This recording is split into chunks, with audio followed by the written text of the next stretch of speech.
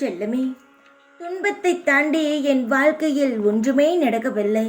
இன்பமான சூழ்நிலைகள் என் கண்ணுக்கு தெரியவே இல்லை.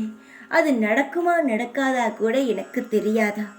ஆனால் என்னை மிகவும் காயப்படுத்துகிறீர்கள் அம்மா என்று ஒவ்வொரு முறையும் என்னிடம் வந்து நீ கெஞ்சும் பொழுது நான் மனதால் எவ்வளவு வாடுகிறேன் என்பது உனக்கு தெரியாது. நீ ஏதேதோ பேசிவிடுவாய் என்னை. ஆனால் நான் எவ்வளவு மனம் உடைந்து அதை கேட்பேன் என்று தெரியுமா?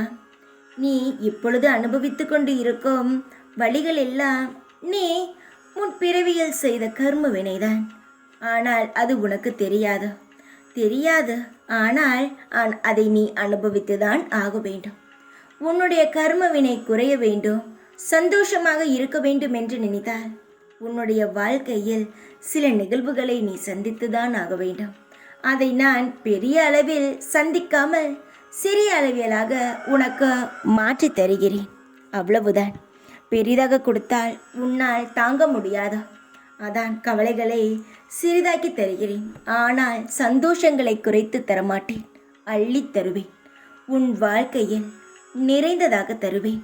இந்த அம்மனை நீ ஒவ்வொரு முறையும் நாடி வரும் பொழுது உன்னுடைய இருக்கும் கெட்ட எண்ணங்கள், கெட்ட சக்திகள், தீய எண்ணங்கள் அனைத்தும் உன்னை விட்டு விலகிவிடும்.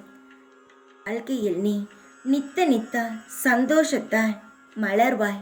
உன் வாழ்க்கையில் புது புது அத்தியாயங்கள் துவங்கும்.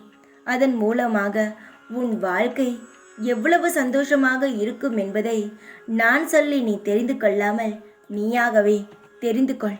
அதுவும் சீக்கிரத்தில் நான் உன் கண்ணுக்கு பல விஷயங்களை சீக்கிரத்தில் காட்டுகிறேன். பொறுமையாக இருந்து வேடிக்கை பார். எல்லாம் நல்லதுதான் நடக்கும். எப்பொழுதும் உன் கூடவே இருப்பேன் நான்.